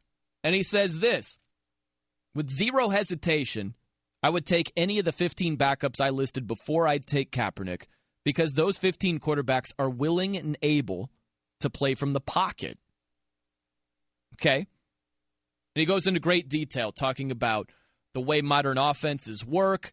You got to have a guy that can make his bread and butter from the pocket. And then he talked about Colin Kaepernick. When he escapes the pocket, a lot of times his eyes don't remain downfield. They look at the upcoming rushers, and then he'll try to compensate and be like, oh, shoot, I'm supposed to be looking downfield. Then he'll look downfield. It's too late. It's just a calamity. So that's what Andy brings up. There's a lot of truth to the deficiencies he brings up about Colin Kaepernick, but he goes way too far saying, I'd rather have these hack pocket passers than Colin Kaepernick. It's just way too far from me. But he goes on, and there's something else to take into account. He writes, Andy Benoit, MMQB, stylistically, they're all capable of consistent pocket quarterbacking. The last thing a coach wants to do is rewrite his offense for a backup quarterback. When the backup is in, your hope is to continue running the bulk of your system. Kaepernick's unique but flawed style does not fit many systems. Okay, so the thought is, if you're bringing Colin Kaepernick in as a backup, you don't want to rework and retool, no pun intended, your entire offense around this guy, Colin Kaepernick, that has a different skill set and doesn't do some of these similar things from the pocket that your starter typically would do. I hear him. I understand all of that. So at least I understand the logic and get how he arrived where he did. But I'm sorry, if we're just talking about players side by side, and it's one or the other, you got to sign as a legitimate backup quarterback. Your starter goes down. Who would you rather have on the field? Would it be Geno Smith or Colin Kaepernick? Give me Cap, okay? Would you rather have Derek Anderson? You remember Derek Anderson? Goodness, he had one good year with the Browns and was basically never heard of since. Give me Cap over that guy. So add another theory to the list. I understand the logic. I agree with the deficiencies he points out with Colin Kaepernick. I just wouldn't take it as far as he did, saying I'd take these other dudes that are bad over Cap. Wouldn't go that far. Coming up next from the Geico Studios, the player involved in the finals that has the best explanation of the finals. Oh, what's going on? 877-99 on Fox is your phone number. Hit me up, 877-996-6369. Also on Twitter at The Noe Show, N-O-E Show. Gosh, think about all the interaction that we'd be having right now if the Cavs didn't self-destruct at the end of Game 3. and LeBron and Kyrie both said, driving and attacking the rim, it's worked thus far in the series and the game. Let's stop doing that at the most critical point in the game now. Let's not do that. Let's not attack the rim here. Imagine if the Cavs were able to pull that game out. Oh, it'd be so great heading into game 4. But it's funny because I get reaction on Twitter where it's like, oh, Brian, yeah, the NBA, they're really concerned about your level of interest. Look at the ratings. This is what you always hear. Look at the ratings. Let me ask you this. If the Warriors finish off the Cavs tonight and it's a sweep, you think that's good for the NBA going forward? You think that helps the interest level come regular season time next season? I mean, seriously, what's the point in tuning in as if there is a sense of urgency to find out who's positioning themselves for a playoff run, who's going to put themselves in a position to win a title? It's like, why bother? I mean, really? So the Warriors sweeping the Cavs, that's the worst-case scenario for the NBA. Easily. For a few reasons. Right? I just said the momentum is non-existent heading into next season. When the Warriors just steamroll the Cavs, think about the Cavs' level of talent compared to almost all the other teams in the NBA. You put the Spurs and the Warriors out of this conversation when fully healthy. You look at the Cavs talent-wise. They're towering over almost all the remaining teams. And they get swept by the Warriors? What do you think? Like the Bucks are going to come out of the East and take down the Warriors? Like, it's not happening. So just from a momentum standpoint, it's terrible for the NBA. Don't get caught up in just the ratings right here, right now. It's the trilogy. It's LeBron. All the conversations you've heard about Jordan versus LeBron and where does he stack up and all this stuff, it adds to the intrigue. When you look at it is a historical run trying to go 16-0. It's historical. It's never happened before. I think when you start to get into the nuts and bolts of it, it's not that surprising. Especially them going 12-0 based on their roster, adding KD to that roster with the success they had before him and to beat the teams. Portland, Utah, no Kawhi, and the Spurs. It's not that shocking they went 12-0. To sweep the Cavs, yeah, pretty impressive. Very impressive. But 16-0 seems like, whoa, mind-blowing type stuff. If you really break it down, it's not as impressive as you would originally think. That's all. But then you lose in terms of worst-case scenario with the Warriors sweeping and really dusting the Cavs. And we're assuming that's going to happen tonight. I would put my money on the Warriors closing out the Cavs tonight. I just don't see how they have enough confidence, enough energy, just physically, emotionally, to get a win. They're going to have to shoot lights out from 3. So you're expecting a 180 from the role players who have done nothing in this entire series. I don't expect all those things to combine to equaling a win for the Cavs. I don't see it happening. So spare me on the ratings right here, right now. Like, as it relates to the NBA going forward, if the Warriors completely dust the Cavs, there's no momentum. The LeBron-Jordan conversation goes away forever. That's not good for the NBA. The LeBron-Jordan stuff is great for the NBA. Get a bunch of debates going. The NBA is talked about. It's front and center. It's good for business. It gets you more invested in watching these games. I find the LeBron-Jordan discussions mostly nauseating because they drag on and they go so deep as if LeBron's career is finished. I look at it, it's like college football to me in a way, where we have these knockdown, drag-out debates a week or two into the season. Houston beat Oklahoma last year. And it was like, if Houston runs the table, they better be in the college football playoff. If they don't get in, it's a sham. If they blah, blah, blah. On and on and on. You fast forward, Houston lost 3 games. They weren't even in sight for the college football playoff. So it was a big waste of time. All right? That's what I think a lot of this Jordan versus LeBron stuff could end up being. It's en route to being a colossal waste of time. with LeBron sinking to 3-5 in the finals. He's never going to have a body of work that's better than Jordan. Ever. Ever, ever, ever. Getting swept out of the finals? It's done. Forget it. Call the fight. Standing 8 count. It's over. It's done. Forget it. Technical knockout. All right? That's bad for the NBA. All those discussions and all that stuff, it got you in front of a TV and you paid closer attention.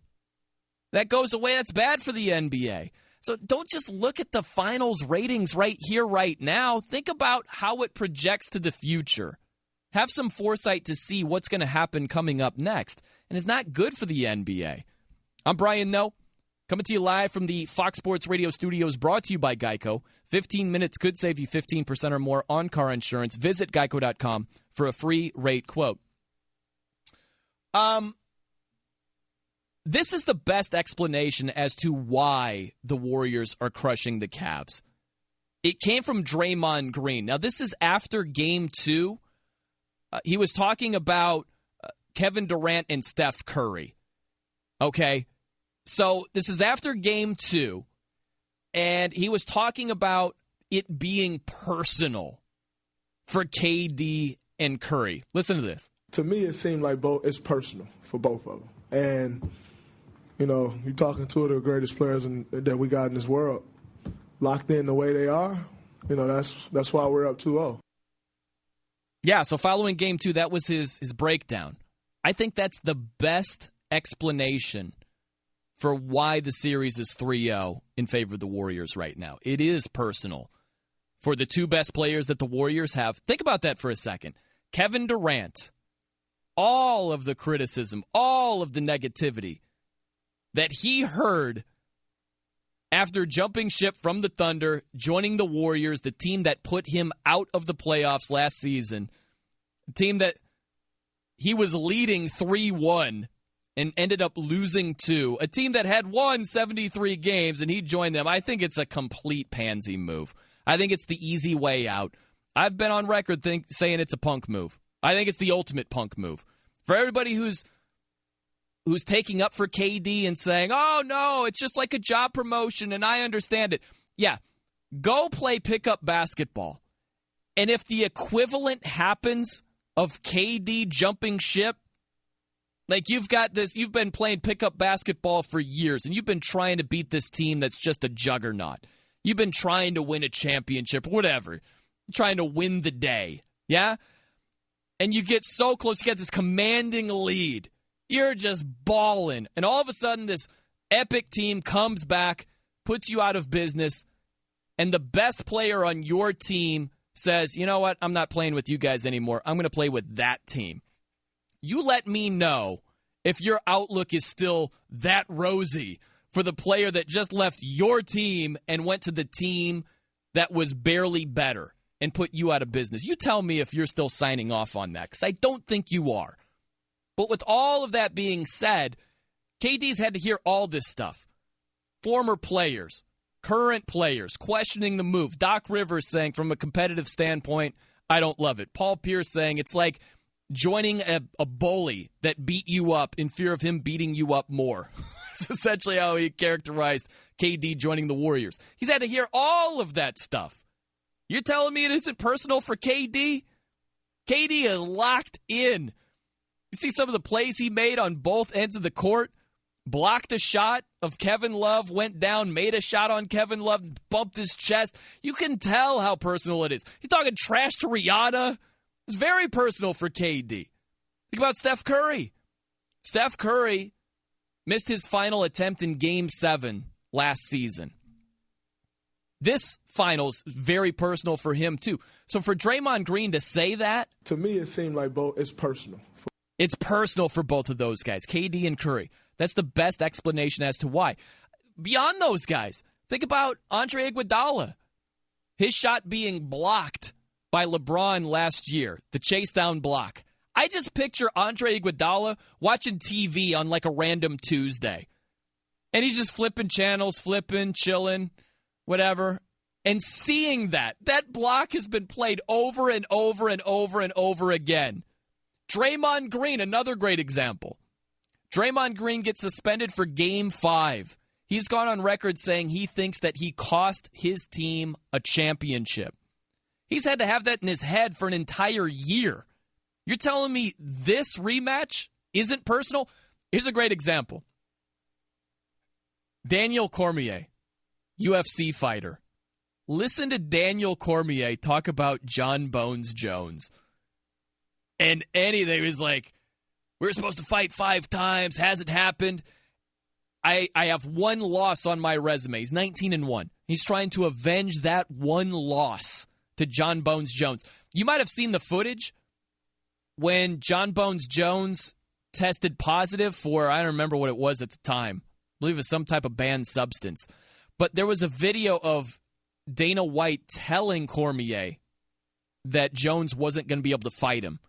And Cormier is just beside himself. He's like, kicks the ground. He's like, can I sign a waiver? Can I fight him anyway? I don't care if he's on PEDs. I'll fight the guy anyway. It's so personal for Daniel Cormier. It's the same thing in team sports. It's the same thing in team sports. You go down the roster of how personal this rematch is for the Warriors after losing to the Cavs last year. It's no wonder they're up 3-0 right now. It's not shocking at all. But it is the worst-case scenario for the NBA. To see a sweep, it gives you no momentum heading into next season.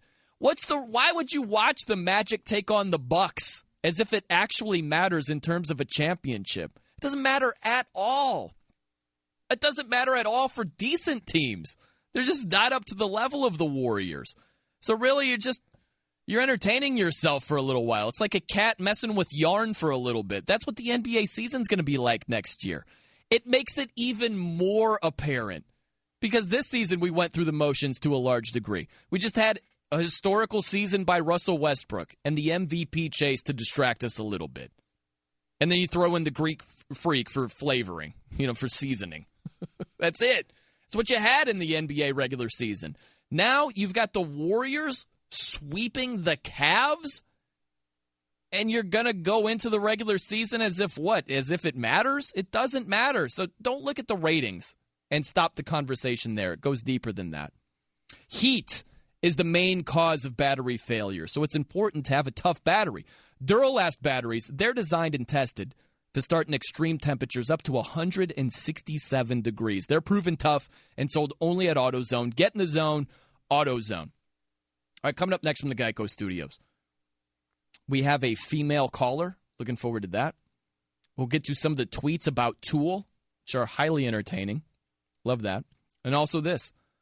A university did a great job of embarrassing itself. I'm Brian Noe. Keep it locked right here on Fox Sports Radio. I'm Brian Noe in for Clay here on Fox Sports Radio, coming to you from the Geico Studios. Great news. It's a quick way you could save money. Switch to Geico. Go to geico.com, and in 15 minutes, you could save 15% or more on car insurance. So let me say, before I get to the female caller and the Tool comments, love all the Tool interaction on Twitter. It's split. It's definitely split. I think the band sucks. I think they're terrible. But a lot of you love them for whatever reason. You love slow, plodding, horrible breakdowns. Whatever. It's your cup of tea. Tomato, tomato. And some people are like me and think they're no good. I'll get to the comments here, but let me just say this real quickly. The Ohio State. So the story emerges that Chris Holtmann from Butler, he's the new front runner to be the head basketball coach at the Ohio State. So Ohio State, they run Thad Matta out of town. 13 years, hit the road, Thad. We're on to some new stuff now. And they reach out to Greg McDermott. They offer him the job reportedly on Wednesday. And Greg says, no, I'm good. I'm all right. Thanks, but no thanks. That is so embarrassing right there, man. It is just like, you need to know the answer is yes. I got to fill in with Steve Gorman yesterday. He made a great comment where if you're an attorney, if you're a lawyer, you better know what the answer is before you ask any question in trial. Very true. You go back to the OJ trial. You better know the answer about how the glove would fit or not fit If you're Chris Darden and say, yeah, try that glove on. Let's see how it works out. You need to know beforehand how it's going to go down, or it's going to be very, very bad for you. It's the same thing when it comes to, I don't know, hiring coaches, offering coaches jobs. If you have a high-profile coach in Thad Matta that you kick to the curb in favor of somebody else, and it happens to be Greg McDermott of Creighton, you need to know that he's going to say yes. You need to know he's going to accept that job. It's like these wedding proposals, these marriage proposals in front of, I don't know, mass amounts of people. You ever see these stories where it's like, girl says no at Fenway Park, and they show the video, and some of it's staged, a lot of it's real. There's some stuff that it is absolutely real. And the poor dude is like, I thought she was going to say yes, but she didn't in front of thousands of people. This makes it even worse. You need to know that she's going to say yes. You need to have strong indications that she will say yes. Or that's a tough one to live down. That's tough. So for The Ohio State now, apparently having their sights set on Butler coach Chris Holtmann, you just got to know beforehand, man. If you're Gene Smith, the athletic director, you can't have Greg McDermott on his Twitter account, Coach McDermott, saying this: I'm blessed and honored to be the coach at Creighton, and I'm looking forward to many more great years in Omaha. Hashtag Roll Jays. I didn't even know Roll Jays was a thing. Like, you need to know that you're not going to get, you're not going to come in second place to Creighton, okay? If you're Ohio State, it can't be the case. You can't have that coach tweeting hashtag Roll Jays. All right? I love that. I've never heard of that in my life before. If it was like hashtag Rock Chalk, okay, I got that. Hashtag Boomer Sooner, something like that. Whatever. Okay, I got that. Hashtag Roll Jays. That's what Greg McDermott tweeted. You can't have that be the outcome if you're The Ohio State. I like that hashtag. You like that, huh? How come you like that, Coop? Any reason in particular? Rolling Jays. Yeah. That's why you like Tool. You roll Jays. So it goes. 877-99 on Fox is your phone number. Let me go out to the mystery female caller. That's all Justin Cooper has informed me of. We have a female caller here on Fox Sports Radio. You go ahead, female caller. Mr. Noe, you are attacking my deity, my God, my supreme being, Coop.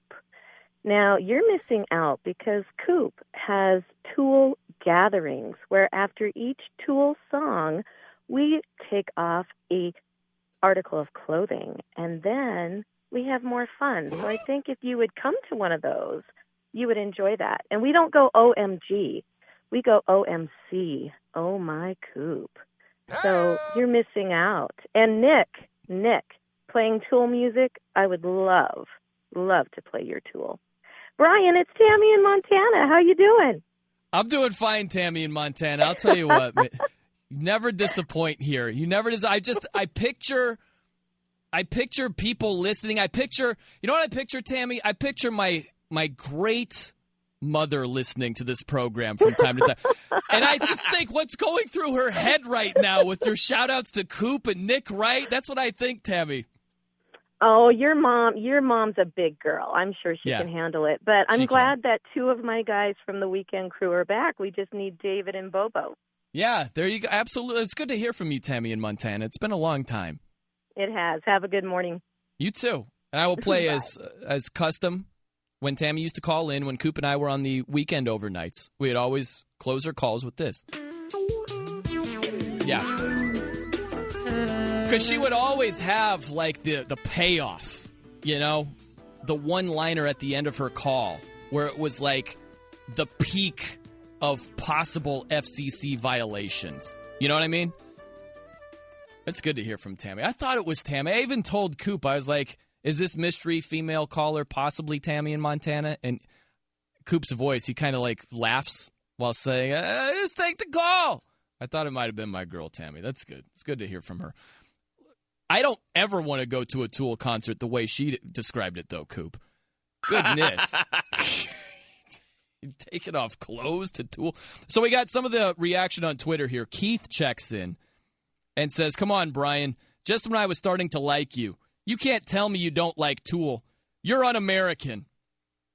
Okay, so that's one in the Tool column. I love this one. Miles. Hey, man, listening in KC. If rock is college, Tool has a PhD. Hashtag real music. Now, to me, Coop, that's one that's supposed to be in your favor, like in your column, but actually goes in my column. You know what I'm saying? Why? I love this. Really? Tool has a PhD? Come on, man. That's as cheesy as their breakdowns. Yeah, the PhD is the highest form of education. I know. Tool is the highest form of musical competence. Yeah. Oh, I get it, Coop. I understand it. It's just bad. I love this exchange between Coop and Jeffrey on Twitter. So Coop has gone on record saying that Tool changed his life. And so Jeffrey pushes back a little bit. Coop replies, I'm embellishing a bit. But if you have never had music help you through a tough time or affect your mood in a positive way, that's sad. Jeffrey comes in off the top rope again. Affecting a mood and changing a life are different. If you can't tell the difference, then that's sad. How about that, Coop? I love it. Jeffrey. How about that for data? Throwing down. How about that? The little, the podium slap, table slap. Love it. Take that for data. Yeah, and the little... Yeah. Trey checks in on Twitter and says, if this year's NBA Finals were a band, it would be Tool.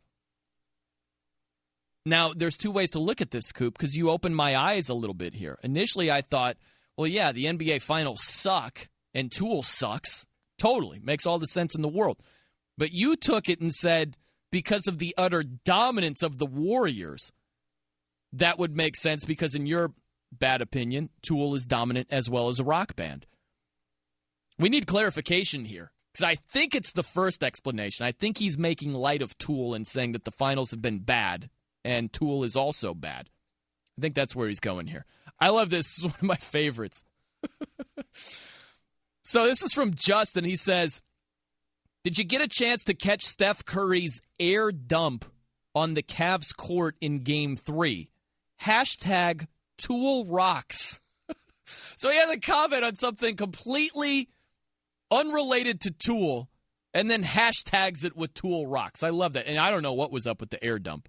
I have no idea. That was very random. That was the most random celebration of all time.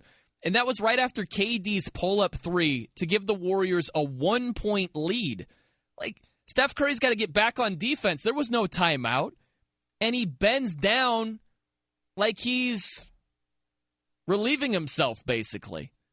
Strange. Very, very strange. All right, 877-99 on Fox is your phone number. Also on Twitter, at The Noe Show, N-O-E Show. Coming up next from the Geico Studios, the most important lesson you should learn from the NBA Finals this year. First, though, here's Eddie Garcia and What's Trending. Brian Noe in for Clay Travis. Welcome back to the Fox Sports Radio studios, brought to you by Geico. It's easy to save 15% or more on car insurance with Geico. Go to geico.com or call 800-947-AUTO. The only hard part, figuring out which way is easier. The most important lesson that you should learn from the NBA Finals this year is that being a distributor isn't automatically better than being a score-first player. That's the lesson that you should learn. That's the most important lesson from the finals. And what you saw from LeBron James at the tail end of Game 3. Now, you know the play. LeBron James drives left. He kicks out to Kyle Korver. Kyle Korver misses the shot. And there are plenty of people that say, oh, that was the right play. You got a deadly three-point shooter, a good look. I don't think that's the right play at all. I think that LeBron initially made the wrong play, driving to his left, driving to the middle where there was help, and then kicking. I think that he made the wrong initial play. He should have driven right and attacked the rim. KD is not a shot blocker, even if he helps out, which he would have. I still love LeBron's chances to either finish or draw contact, go to the free throw line. I know we have the information knowing that Kyle Korver misses the shot, but if you ask me before knowing Kyle Korver misses, and you say, all right, no, here's the situation. Cavs are up by 2. There's a minute left. You can either have LeBron James attacking the rim, either finishing, drawing contact, most likely. So you either got LeBron scoring or going to the free throw line. Up 2, I like my chances to at least split a pair of free throws. I would take that option over Kyle Korver's three-pointer in the corner all day long with that specific situation. Here is LeBron James talking about his decision to pass to Kyle Korver. If I could have the play over again, I would come off a 3-screen situation. Draymond would switch on me with 5 fouls. I would get him leaning. I would drive left. I would see KD step up. I would see Steph Curry drop on Kevin, and I would see Kyle Korver in the corner to one of the greatest three-point shooters in this league history and give him an opportunity in the short corner. I would do the same exact thing.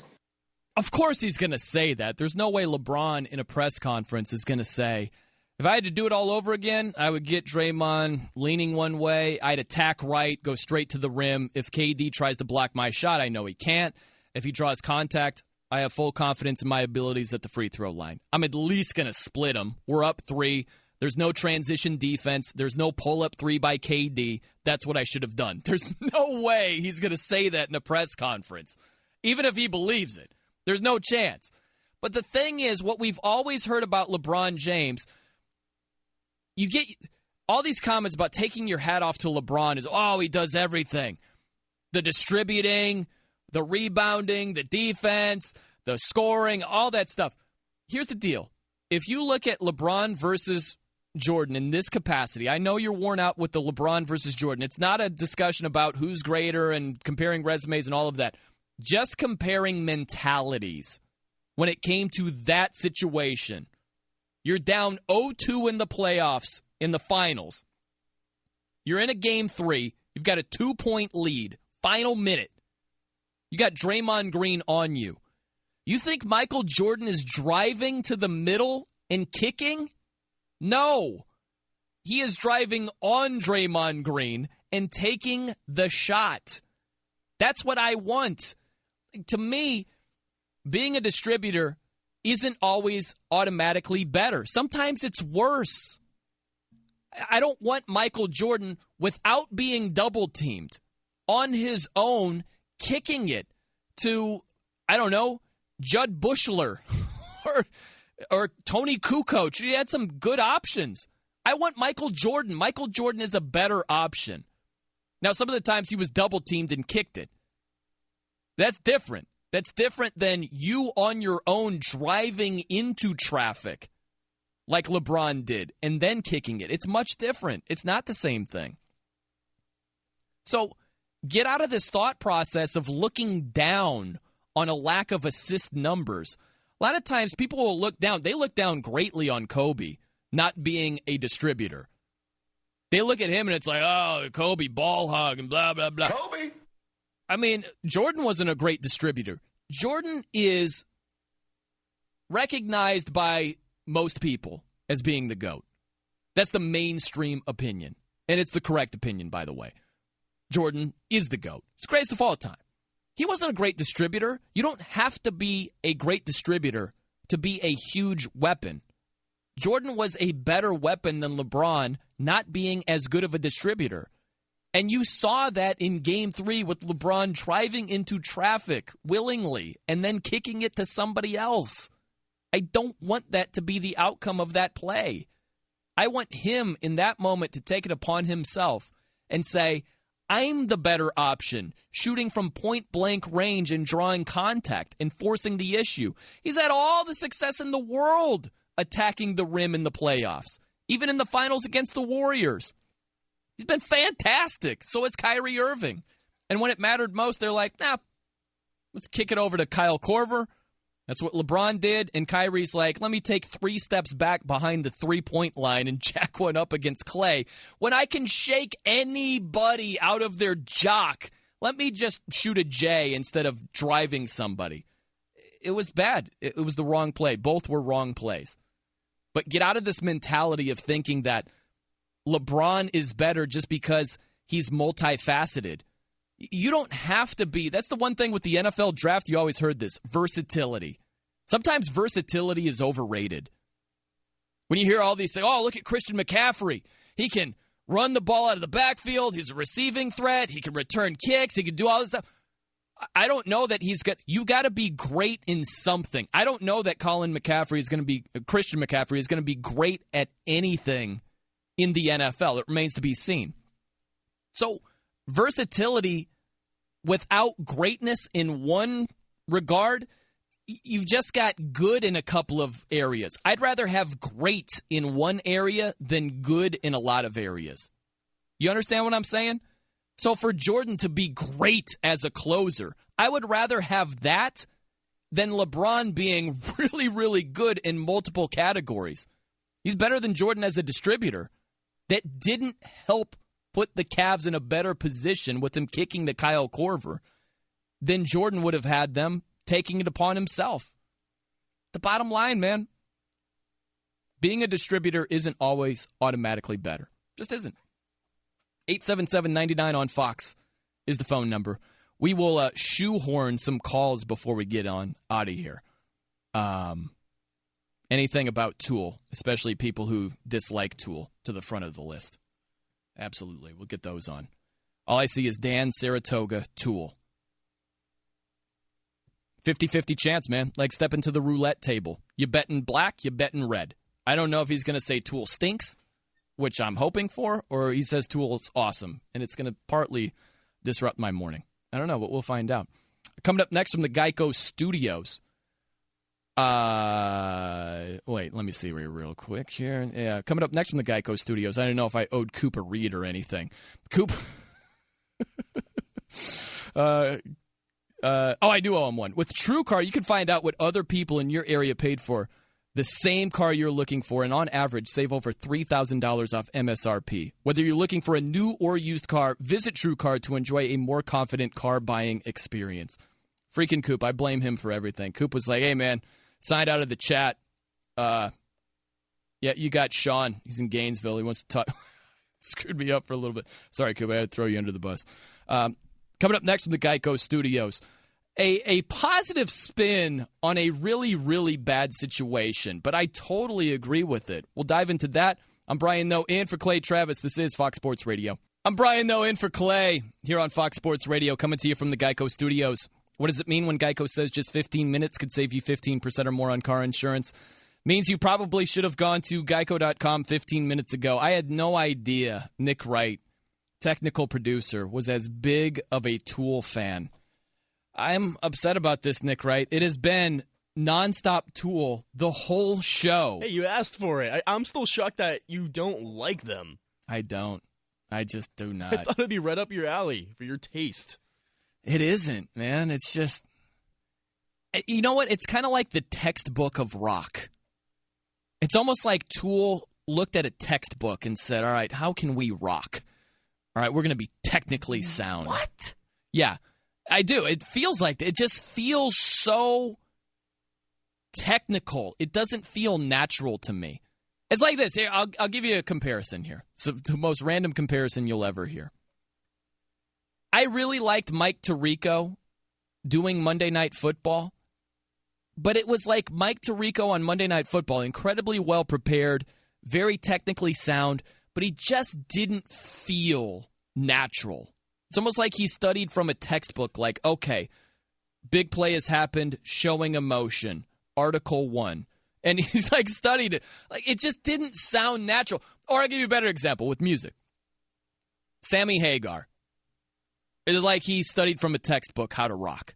How to Rock, Chapter 2. All right, let me dive in here. He wasn't natural like David Lee Roth. That's what I hear from Tool. I hear it's technically sound. There's no doubt about that. But it's just so textbook. I just want them to say, screw the rules. Let's just do something nuts right now. and that's not them. I know you guys aren't feeling me. No, I completely disagree. You think that it's like organic? Really? Like you think it's more natural and that's just their sound? You don't think it's so technical to a fault? No, not at all. I do. Oh man, I do. But hey, we disagree. Let me go to a call here while we're talking about this. Dan is in Saratoga. You go ahead, Dan. You're on Fox Sports Radio. What's going on, Bino? What's up, bud? I haven't heard you since 145 June. That's cool, Dan. What you got for me, man? Dan, sorry, Dan. Your cell phone is breaking up. Sorry about that. I'm sure he was going to say Tool sucks. So, yeah. It's the Cliff Notes version of it. Let me get to this thought here real quick, and we'll close ripping on Tool. I love what Luke Walton had to say. He was on the Full 48 podcast. Listen to his comments here. I joke a lot. I said, look, if there's a time to be rebuilding, this is the time to do it. No doubt. The Warriors don't look like they're going anywhere for a while, and they're pretty darn good right now. Luke always sounds like he just woke up and got straight to baking. He's the wake and bake voice, right or wrong. This is a poster child of what a wake and bake voice you would think would sound like. But he's right. This is the perfect time to rebuild. If you're the Lakers, if you're a bottom feeder, I'd much rather be in rebuild mode right now than on the cusp of a championship with a small window left. You know what I mean? I'd much rather be, what would be a good example in the West or something? The Clippers. The Clippers are much better than the Lakers right now, talent-wise, but they're much better at the wrong time when the Warriors are towering over them. I'd much rather be the Lakers in complete rebuild mode. Right here, right now, I would rather be them than close to a championship or closer, but the Warriors is smacking around everybody. This is the perfect time to be in rebuild mode. Couldn't agree more. It's like Masai Ujiri. He's the GM of the Toronto Raptors. For the most part, he's done a very good job. But he made some moves. It's like the Raptors are in go-for-it mode. They bring in Serge Ibaka. They've moved some pieces around, grab P.J. Tucker, and it's like, why? You realize, even if you got past the Cavs, which wouldn't happen, you got to go up against this team called the Warriors. Like, it's not go-for-it mode time. Okay, Tool, before we get on out of here. JR says, just listen to 2 Tool songs and I regret it. Sounds like middle school poetry being read over the din of a construction site. Great description right there. Love that. Jonathan, I'm with you, man. Tool is no good. People that like Tool are probably people I would disagree with a lot of music. Okay, disagree with on a lot of music. Trey, he breaks it down because he had this comparison that the NBA Finals are like Tool, and we said, is it because the NBA Finals suck or because the Warriors have been dominant? And he clarifies, he has a picture of Steph, like bending down and puts Cavs fan in front row. Hey, Steph, what do you think about Tool? And that was the picture there. So he's clarifying he's not a Tool fan. Like that. All right, man, Game 4. Wish it meant something. It means nothing. Should be a Warriors sweep. We're the losers. KD is the winner. I'm Brian Noe. Have a great morning. We'll see you.